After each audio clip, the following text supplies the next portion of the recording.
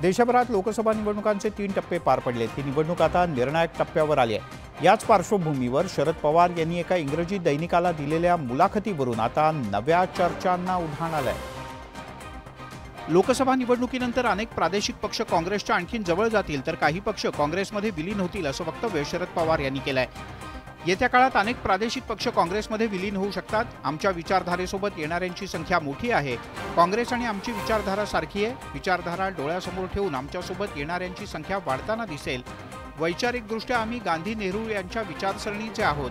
समविचारी पक्षांसोबत एकत्र काम करण्यास ठाकरे सुद्धा सकारात्मक आहेत। एवढंच नाही तर उद्धव ठाकरे आमच्यासोबत काम करण्यास सकारात्मक असून मोदींशी जुळवून घेणं किंवा त्यांचे विचार पचनी पडणं हे आमच्यासाठी अवघड असल्याचंही शरद पवार यांनी म्हटलंय। आम्ही घाईघाईनं निर्णय घेणार नाही आणि कोणताही निर्णय सहकाऱ्यांच्या संमतीनंच होईल असंही शरद पवार यांनी म्हटलं।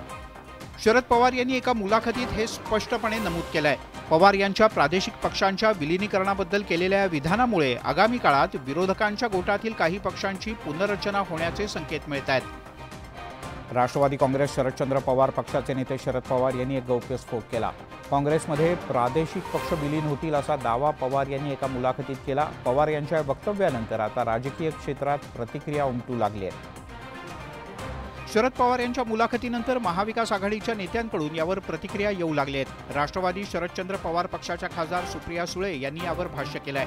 पवारांचं वक्तव्य एका विशिष्ट पक्षाबद्दल नसल्याचं सुप्रिया सुळे यांनी म्हटलं तर काँग्रेसच्या नेत्यांनी पवार यांच्या वक्तव्याचं स्वागत केलंय। रिक स्टेटमेंट आहे त्यांचा इंटरव्ह्यू मध्ये ते असं म्हणाले की अनेक प्रादेश, याचा अर्थ ही मराठी भाषा आहे। अनेक म्हणजे कोणी असू शकतं। शरद पवार साहेब मूळ गांधी विचारांचीच आहे। ते सगळी दूरदृष्टी आहे आणि तो दूरवरचा खोलवरचा विचार करून बोलतात। असं स्वतःवरून स्वर्ग गाठायची काही गरज नाही। तर साहेब ज्या वेळेला बोलतात त्यावेळेला त्या बोलण्याचे अर्थ हे भल्या भल्यांना लागत नाही।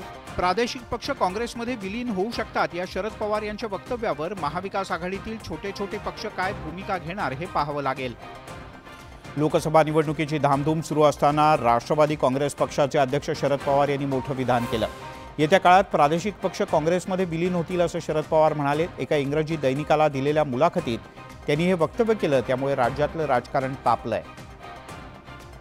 प्रादेशिक पक्ष काँग्रेसमध्ये विलीन होण्याच्या संदर्भातल्या वक्तव्यावरून सत्ताधाऱ्यांनी शरद पवार यांना डिवचलंय। पवारांना पक्ष चालवणं शक्य होत नसल्याचे हे संकेत असल्याची प्रतिक्रिया उपमुख्यमंत्री देवेंद्र फडणवीस यांनी दिली आहे। पवार यांचं वक्तव्य सूचक संकेत असतात असं मुख्यमंत्री शिंदे यांनी म्हटलंय तर अजित पवार यांच्या राष्ट्रवादीचे नेते आणि मंत्री भुजबळ यांनी विलीनीकरणाची शक्यता फेटाळली आहे। आता त्यांचा पक्ष कदाचित त्यांना चालवणं शक्य होणार नाही, त्यामुळे ते काँग्रेसमध्ये पक्ष विलीन करतात। पवार साहेब तर मोठे नेते आहेत, परंतु ते काही सूचक वक्तव्य करत असतात। औपचारिकता बाकी आहे। मला स्वतःला वाटत नाही की प्रादेशिक पक्ष जे आहेत ते कुठेतरी विलीन होतील। 1986 साली देखील पवार साहेबांनी असंच समाजवादी काँग्रेस पक्ष हा काँग्रेस आय मध्ये विलीन केलेला होता। एकूणच शरद पवार यांच्या विलीनीकरणासंदर्भातल्या वक्तव्यामुळे ऐन निवडणुकांच्या काळात नव्या चर्चांना उधाण आलंय। तसंच पवार यांना घेरण्याची संधी सत्ताधाऱ्यांना या वक्तव्यामुळे मिळाली आहे। अनेक प्रादेशिक पक्ष काँग्रेसच्या जवळ आले असून यातील काही पक्ष विलीन होऊ शकतात असं मोठं विधान शरद पवार यांनी केलं। पवार यांच्या या विधानावर वेगवेगळ्या चर्चा सुरू झाल्या असून हे विधान नेमकं कुणाबद्दल आहे असा प्रश्न सुद्धा उपस्थित केला जातोय। शरद पवार यांनी प्रादेशिक पक्षांबद्दल केलेले हे वक्तव्य अनेक अर्थांनी महत्त्वाचं मानलं जात आहे। समाजवादी पक्ष, राजद, लोजप, YSRCP, TDP आणि भारत राष्ट्र समिती या प्रादेशिक पक्षांमध्ये जुन्या पिढीकडून नव्या पिढीकडे नेतृत्व हस्तांतरित होत आहे। या प्रादेशिक पक्षांच्या दृष्टीने हा स्थित्यंतराचा काळ आहे। हे स्थित्यंतर सुरू असताना अनेक प्रादेशिक पक्षांचे प्रमुख भ्रष्टाचाराच्या आरोपांमध्ये अडकतात। त्यांच्यावर घराणेशाहीचा आरोप होतोय। परिणामी या प्रादेशिक पक्षांना अस्तित्वासाठी प्रचंड संघर्ष करावा लागतोय। अशा परिस्थितीत या पक्षांना एका मोठ्या छत्राखाली जाण्याची गरज निर्माण झाली आहे, जेणेकरून त्यांना अस्तित्वाची लढाई लढता येईल। 1978 मध्ये शरद पवार यांनी काँग्रेसच्या विरोधात बंड करत पुलोदचं सरकार स्थापन केलं। त्यानंतर पवारांनी समाजवादी काँग्रेस पक्षाची स्थापना केली होती। 1986 पर्यंत हा पक्ष अस्तित्वात होता। 1986 मध्ये त्यांनी हा पक्ष काँग्रेसमध्ये विलीन केला। आता पुन्हा एकदा या इतिहासाची पुनरावृत्ती पवार यांच्या पक्षासह प्रादेशिक पक्षांबद्दल घडणार का हे पाहावं लागेल। उपमुख्यमंत्री अजित पवार यांनी आपली रोखठोक शैली आणि त्यांचा स्पष्टवक्तेपणा यासाठीच ते ओळखले जातात। खुमासदार शैली आणि जोरदार टोलेबाजी यामुळेही अजित पवार यांच्या भाषणाची कायमच चर्चा होते. मात्र सभांमध्ये कधीकधी अजित पवार यांचं एक वेगळंच रूप पाहायला मिळतं. याचीच प्रचिती बुधवारी शिरूरच्या प्रचार सभेत आली. शिवाजी आढळराव पाटील यांच्या प्रचारासाठी आयोजित करण्यात आलेल्या सभेत ही प्रचिती आली. या सभेला अजित पवार यांची प्रमुख उपस्थिती होती. मात्र या सभेत एकामागून एक सुरू असलेल्या भाषणांमुळे अजित पवार यांचा पारा चढला. दादांचा पारा चढला म्हटल्यानंतर भाषणं आटोपती घेण्यात आली. त्यानंतर अजित पवार यांच्या भाषणाला सुरुवात झाली. भाषणाच्या सुरुवातीलाच अजित पवार यांनी कोपरखळी मारली.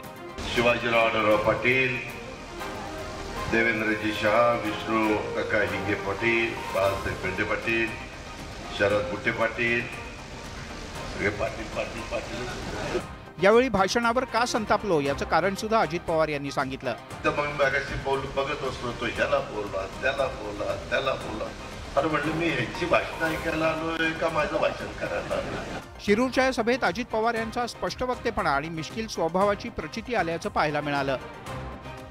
शिरूरमध्ये महायुतीचे उमेदवार शिवाजी आढळराव पाटील हे निवडणुकीच्या रिंगणात उतरले. तिसरा टप्पा झाल्यानंतर शिरूरमधल्या निवडणुकीसाठी उपमुख्यमंत्री अजित पवार यांनी कंबर कसली. त्यामुळे बुधवारी सकाळीच अजित पवार शिरूरमध्ये पोहोचले. शिरूरमध्ये महायुतीचे उमेदवार शिवाजी आढळराव पाटील यांच्या प्रचारासाठी सभा आयोजित करण्यात आली होती. या सभेत अजित पवार यांनी महाविकास आघाडीचे उमेदवार डॉक्टर अमोल कोल्हे यांच्यावर निशाणा साधला. आमचं पहिलं ध्येय शूटिंग करणे, आमचं दुसरं ध्येय चित्रपटामध्ये काम करणे, नंतरचं ध्येय वेळ पडली तर पैशाकरता नथुराम गोडसेंची भूमिका करणे. पहाटेच्या शपथविधीवरून अजित पवार यांनी पुन्हा एकदा शरद पवार यांना लक्ष केलं.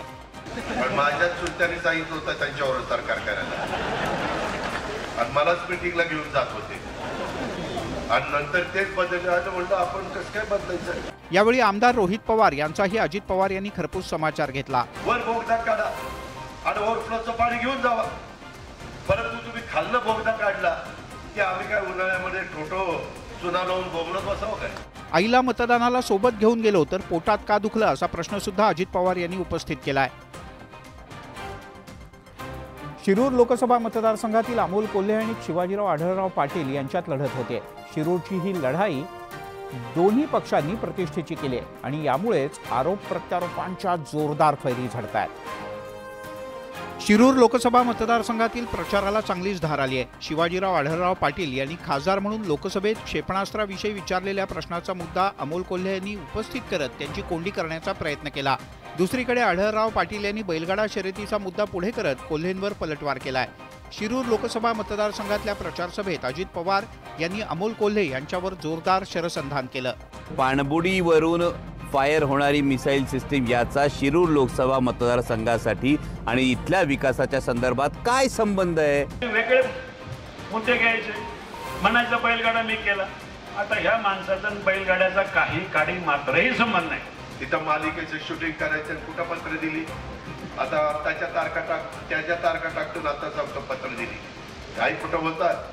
अजित पवार यांनी शिरूर लोकसभेची निवडणूक प्रतिष्ठेची केली आहे, तर कोल्हे यांनी विविध मुद्द्यांवरून आढळराव पाटील आणि अजित पवार यांना खिंडीत गाठायला सुरुवात केली आहे. यामुळे शिरूर लोकसभा मतदारसंघात राजकीय आरोप प्रत्यारोपांचा धुरळा उडतो आहे. चर्चा आणि बैठकांच्या नंतर अखेर महायुतीच्या नाशिकच्या जागेचा तिढा सुटला. नाशिकच्या जागेवर महायुतीच्या तिन्ही पक्षांनी दावा केला, मात्र ही जागा अखेर शिंदेंच्या शिवसेनेच्या वाट्याला गेली. शिंदेंच्या शिवसेनेचे खासदार हेमंत गोडसे यांना पुन्हा एकदा उमेदवारी देण्यात आली. एकीकडे महाविकास आघाडीनं आधीच उमेदवार जाहीर करत प्रचारात आघाडी घेतली, तर दुसरीकडे उशिरा उमेदवारी जाहीर झाल्यानंतर नाशिकमध्ये महायुतीत अजूनही सगळं काही आलबेल नसल्याची चर्चा आहे. या पार्श्वभूमीवर महायुतीचे उमेदवार खासदार हेमंत गोडसे यांनी मंत्री छगन भुजबळ यांची भेट घेतली. यावेळी भुजबळ यांनी प्रचारात सहभागी व्हावं यासाठी विनंती केल्याचं गोडसे यांनी म्हटलंय. सर्वच मित्रपक्षांच्या नेत्यांशी भेटून त्यांनी त्यांचे सर्वच पदाधिकाऱ्यांनी त्या ठिकाणी सहभागी व्हावं त्यासाठी आपण विनंती केलेली. एक उमेदवाराचा जे एक थोडंसं अशी प्रथा आहे की काही वेगवेगळ्या पक्षाच्या लोकांना कार्यालयामध्ये जाऊन भेटी देणं, त्याप्रमाणे ते आलेले होते. भुजबळ यांनी नाशिकच्या महायुतीच्या दोन्ही जागा निवडून येतील असा दावा केलाय. मात्र उमेदवारीवरून भुजबळ यांची नाराजी दूर झाली का आणि ते गोडसेंच्या प्रचारात सहभागी होणार का हे 2 दिवसात कळेलच. बारामती लोकसभा मतदारसंघासाठी मतदान पार पडलं. या निवडणुकीत दोन्ही बाजूंच्याकडून आरोप प्रत्यारोपांच्या फैरी झडल्या. अनेक मुद्द्यांच्या भोवती या निवडणुकीत प्रचार फिरला होता. बारामतीची निवडणूक प्रचारात आलेल्या अनेक वक्तव्यांनी आणि मुद्द्यांनी गाजली। अशात पुण्यातील एका पत्रकार परिषदेत बोलताना आम्हाला शरद पवार यांचा पराभव करायचा आहे, बस इतना काफी है, पवारांचा हिशेब चुकता करण्याची संधी आपल्याला आणि आपल्या कार्यकर्त्यांना मिळाली असं वक्तव्य भाजपचे नेते चंद्रकांत पाटील यांनी केलं होतं। पाटील यांच्या या विधानावरून शरद पवार यांच्या पक्षानं प्रचारात राळ उडवली। आता मतदानाच्या नंतर पुण्यात झालेल्या महायुतीच्या बैठकीत अजित पवार यांनी चंद्रकांत पाटील यांच्यासमोर आपली नाराजी व्यक्त केल्याची चर्चा आहे। हल्ली कुणाला भाषणाला बोलवण्याची मनात भीती वाटते असं म्हणत अजितदादांनी चंद्रकांत पाटील यांना अप्रत्यक्ष टोला लगावला। आता बारामतीच्या या हाय व्होल्टेज लढतीत नेमकी कुणाची सरशी होते आणि कुणाला फटका बसतो याची उत्सुकता आहे। मुख्यमंत्री एकनाथ शिंदे आणि खासदार राजन विचारे यांची ठाण्यातली मैत्री सगळ्यांच्याच परिचयाची। मात्र 20 जून 2022 रोजी शिवसेनेतील शिंदेंच्या बंडानंतर सगळीच परिस्थिती पालटली। आता लोकसभा निवडणुकांच्या पार्श्वभूमीवर शिंदे आणि विचारे यांच्यात आरोप प्रत्यारोपांच्या फैरी झडू लागल्या आहेत। ठाण्याचे खासदार आणि शिवसेना ठाकरे गटाचे उमेदवार राजन विचारे यांनी मुख्यमंत्री एकनाथ शिंदे यांच्याबद्दल एक गौप्यस्फोट केला आहे। लोकसभा निवडणुकीत चौथ्या टप्प्याचं मतदान अवघ्या 5 दिवसांवर आलेलं असताना राजन विचारे यांनी राजकीय टायमिंग साधलाय। एकनाथ शिंदे यांचा 2013 मध्ये 4 आमदारांसह काँग्रेसमधला प्रवेश कशामुळे फसला हे विचारे यांनी सांगितलं। काँग्रेसच्या तिकिटावर कसे निवडून येणार असं 4 आमदारांनी विचारलं, त्यामुळे एकनाथ शिंदे यांचं बंड फसल्याची माहिती सुद्धा राजन विचारे यांनी दिली। तुमच्या बरोबर ज्यावेळेला प्रवेश करायचा होता तेव्हा 4 लोक 4 आमदार त्यावेळेला हे झाले की काँग्रेसच्या तिकिटावर आम्ही कसं काय निवडून येणार, आणि त्यावेळेला ते बॅक झाल्यानंतर तुमचं हे बंड बसलं। मी नुकताच 2005 मध्ये काँग्रेस पक्षात प्रवेश केलेला होता आणि त्यावेळेची चर्चा आणि कुजबूज होती की एकनाथ शिंदे पक्षामध्ये प्रवेश करतील। वडेट्टीवार काय काँग्रेसचे अध्यक्ष होते का? शिंदेंच्या बंडानंतर जवळपास 2 वर्षाने निवडणूक प्रचाराच्या धामधुमीत विचारे यांनी हा गौप्यस्फोट केला। शिंदेंची कोंडी करण्यासाठी विचारे यांनी निवडणुकांचं टायमिंग साधल्याची चर्चा या निमित्तानं सुरू झाली आहे। ईडी आणि सीबीआय मागे लागल्यामुळे पंतप्रधान नरेंद्र मोदी यांच्याकडे जाऊ असं एकनाथ शिंदे म्हणाल्याचा दावा संजय राऊत यांनी केलाय। यावर जोशीबुवा कोण आहेत असा प्रश्न विजय वडेट्टीवार यांनी उपस्थित केला, तर एकनाथ शिंदे यांनी संजय राऊत यांचा गौप्यस्फोट पार उडवून लावला। अयोध्येमध्ये असताना मुख्यमंत्री एकनाथ शिंदे हे माझ्या खोलीत आले होते। आपल्याला काहीतरी निर्णय घ्यावा लागेल, आपल्याला नरेंद्र मोदी यांच्यासोबत जावं लागेल, हे वय तुरुंगात जाण्याचं नाही असं शिंदे म्हणाल्याचं संजय राऊत यांनी म्हटलं। मुख्यमंत्री एकनाथ शिंदे यांनी तर संजय राऊत यांचा गौप्यस्फोट वरचेवर उडवून लावला आणि मला म्हणाले काहीतरी निर्णय घेतला पाहिजे। मी काय घ्यायचा निर्णय, हे काय आमचं वय तुरुंगात जायचं नाही म्हणाले। तो जोशीबुवा कोण हे सगळ्यांना माहीत आहे। फरार जोशीबुवा का झाला होता, नंतर का प्रगटला वगैरे हे काही सांगायची गरज नाही। त्यांचे आता जे प्रमुख आहेत त्यांच्याबद्दल काय काय भाष्य केलेलं आहे ते सगळं मला माहीत आहे, मी योग्य वेळी बोलतो। अयोध्येतल्या हॉटेलमध्ये नेमकं काय बोलणं झालं होतं हे फक्त तिथे असलेल्या नेत्यांनाच माहिती। यात कोण खरं आणि कोण खोटं हे ठरवणं सुद्धा तसं पाहिलं तर शक्य नाही। त्यामुळे निवडणुकीच्या प्रचारात असे राजकीय गौप्यस्फोट सुरूच राहणार हे दिसतंय। मुख्यमंत्री एकनाथ शिंदे यांच्या नेतृत्वातल्या सरकारनं औरंगाबादमध्ये छत्रपती संभाजीनगर तर उस्मानाबादचं नामांतर धाराशिव करण्याचा निर्णय घेतला होता। या विरोधात स्थानिक रहिवाशांनी मुंबई उच्च न्यायालयात धाव घेतली होती। याबद्दल निकाल देत उच्च न्यायालयानं राज्य सरकारला एक मोठा दिलासा दिलाय, कारण केंद्र आणि राज्य सरकार यांनी औरंगाबादचं छत्रपती संभाजीनगर तर उस्मानाबादचं धाराशिव असं नामांतर करण्याबद्दल घेतलेल्या निर्णयाला स्थानिक रहिवाशांनी दिलेलं आव्हान उच्च न्यायालयानं फेटाळलंय। आक्षेप घेणाऱ्या स्थानिकांच्या याचिका न्यायालयानं फेटाळून लावलेत, त्यामुळे दोन्ही शहरांचं नामांतर कायम राहणार आहे। कायदेशीर प्रक्रिया पूर्ण करून घेण्यात आलेल्या होत्या, तरी सुद्धा जाणून बुजून काही याचिका ह्या माननीय उच्च न्यायालय आणि सर्वोच्च न्यायालयामध्ये गेलेल्या होत्या। सरकार स्थापन केल्यानंतर हा निर्णय आम्ही घेतला। हिंदुहृदय सम्राट बाळासाहेब ठाकरे यांचं स्वप्न खऱ्या अर्थाने आज पूर्ण झालं। संभाजीनगर आणि धाराशिवकर हे सगळेच लोक जाणतात की इथला तो पहिला निर्णय जो होता तो पहिला निर्णय कोणी घेतला। आगामी निवडणुकांच्या पार्श्वभूमीवर हा महत्त्वाचा निर्णय मानला जातो, कारण अहमदनगर सारख्या आणखीन काही शहरांच्या नामांतराचा प्रस्ताव सुद्धा विचाराधीन असल्याचं सूतोवाच सरकारनं नुकतंच केलं होतं। काँग्रेसचे नेते सॅम पित्रोदा यांच्या वक्तव्यामुळे पुन्हा एकदा वादाच्या भोवऱ्यात ते सापडलेत। सॅम पित्रोदा यांनी वारसा कराराच्या संदर्भात केलेल्या वक्तव्यावरून निर्माण झालेला वाद शमतो न शमतो तोच सॅम पित्रोदा पुन्हा एका वेगळ्या वक्तव्यामुळे वादाच्या भोवऱ्यात सापडले। भारतातील वैविध्यपूर्ण संस्कृतीच्या बद्दल आपलं मत मांडताना काँग्रेसचे नेते सॅम पित्रोदा यांनी आक्षेपार्ह विधान केलं. आम्ही भारतासारख्या वैविध्यपूर्ण देशाला एकत्र ठेवू शकतो, जिथे पूर्वेकडचे नागरिक चिनी लोकांसारखे, पश्चिमेकडचे लोक अरबांसारखे, उत्तरेकडचे लोक कदाचित गोरे तर दक्षिणेकडचे लोक आफ्रिकन दिसतात, असं वक्तव्य सॅम पित्रोदा यांनी केलं. Where people on east look like Chinese, people on west look like Arab, people on north look like, maybe white, and people in south look like Africa. Doesn't matter. We are all brothers and sisters.